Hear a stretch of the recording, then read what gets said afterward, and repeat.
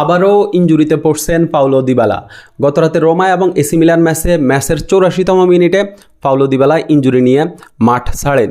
তার এবার ইনজুরিটা আসলে কতটা গুরুতর এটা এখনও নিশ্চিত না, তবে এইটা কিন্তু নিশ্চিত যে আর্জেন্টিনার নভেম্বর স্কোয়াডে সে আর থাকতেছে না। লম্বা একটা ইনজুরি কাটিয়ে কিছুদিন আগেই দিবালা মাঠে ফিরছে। রোমার কোচও কিন্তু তাকে নিয়ে আলাদাভাবে প্ল্যান করা শুরু করছে। আস্তে আস্তে গেম টাইম দিয়ে তাকে পুরো ম্যাচ খেলার জন্য সে প্রস্তুত করছে।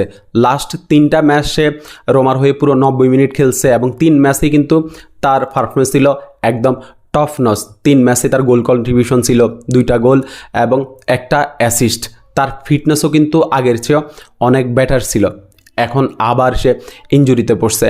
গতরাতে এসি মিলানের এগেইনস্টে সে যে ম্যাচটা খেলছে, পেনাল্টিটা বাদ দিলে কিন্তু এই ম্যাচেও তার পারফরমেন্স ছিল একদম টপ নচ। চান্স ক্রিয়েট করছে, ড্রিবলিং করছে, এরপরে গ্রাউন্ড ডুয়েল জিতছে, এরপরে ফাইনাল থার্ডে দুর্দান্ত সব ফাস্ট দিছে। অর্থাৎ রোমার অ্যাটাকে ভালো ইম্প্যাক্ট সে রাখছে। কিন্তু এই মুহূর্তে ইনজুরিটা আসলে পাউলো দিবালার ক্যারিয়ারটাই কোন দিকে নিয়ে যাচ্ছে এইটা এখন বলা যাইতেছে না।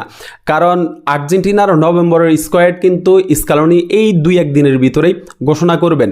আর এই স্কোয়াডে থাকারও একটা জোরালো সম্ভাবনা পাউলো দিবালার ছিল। আর্জেন্টাইন কিছু মিডিয়া এরকমই নিউজ প্রচার করছে যে স্কালোনি হচ্ছে পুরাতন কিছু প্লেয়ারকে আবার আর্জেন্টিনার স্কোয়াডে ডাকবেন। সেক্ষেত্রে পাউলো দিবালার নামটা একদম উপরের দিকেই ছিল।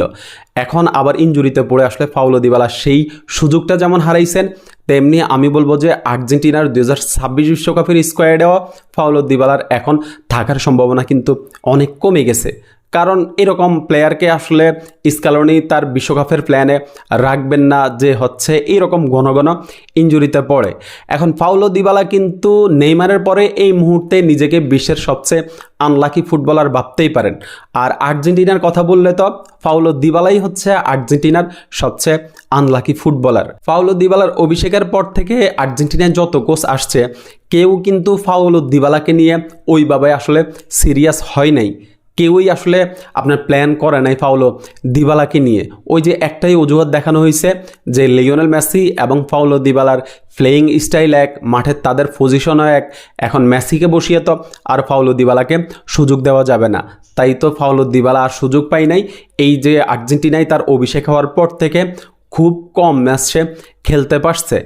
এই লাস্ট কয়েকটা বছর ধরে যখনই আর্জেন্টিনার ম্যাচ আসে তখনই হচ্ছে পাউলো দিবালা এরকম ইনজুরিতে পড়েন। এটাই হয়ে আসতেছে পাউলো দিবালার সাথে। লাস্ট যেই 2টা ম্যাচ আপনার আর্জেন্টিনার হয়ে সে সুযোগ পাইছে, একটা ম্যাচে তো একটা গোল করছে, 10 নম্বর জার্সিটাও তার গায়ে ছিল। পরের ম্যাচটাতেই আর্জেন্টাইন ফ্যানদের আশা ছিল যে পাউলো দিবালা সুযোগ পাবেন, ম্যাচটা স্টার্ট করবেন। কিন্তু স্কালোনি পরের ম্যাচে আবার তার ট্যাকটিস বদলাইছেন, পাউলো দিবালাকে আবার বেঞ্চে বসিয়েই রাখছেন। পাউলো দিবালা এইভাবেই অবহেলার শিকার হয়েছেন। এখন এইবারের ইনজুরিটা আসলে হিসাব নিকাশ অনেক কিছু পাল্টে দিবে। পাউলো দিবালা এই নভেম্বরে স্কোয়াডে যদি থাকতেন বা স্কালোনিকে যদি তিনি মন জয় করতে পারতেন তাহলে হচ্ছে স্কালোনি হয়তো 2026 বিশ্বকাপের প্ল্যানে পাউলো দিবালাকে রাখলেও রাখতে পারতেন। কিন্তু এবারের ইনজুরিটা আসলে হিসাব নিকাশ অনেক পাল্টে দিয়েছে। পাউলো দিবালার হয়তোবা আর্জেন্টিনার জার্সি গায়ে 2026 বিশ্বকাপ খেলার যে স্বপ্ন, সেই স্বপ্নটা এবারের ইনজুরির সাথে একদম শেষ হয়ে গেছে। আশা করব যে পাউলো দিবালার ইনজুরিটা যেন অনেক দীর্ঘায়িত না হয়, খুব তাড়াতাড়ি যেন সে আবার রোমার হয়ে মাঠে নামতে পারে এবং আর্জেন্টিনার হয়ে খুব তাড়াতাড়ি যেন তাকে আমরা আবার দেখতে পারি। অবশ্যই চাইব যে পাউলো দিবালা যেন আর্জেন্টিনার জার্সি গায়ে 2026 বিশ্বকাপটা খেলে। শুভকামনা পাউলো দিবালার জন্য থাকলো। ধন্যবাদ সবাইকে।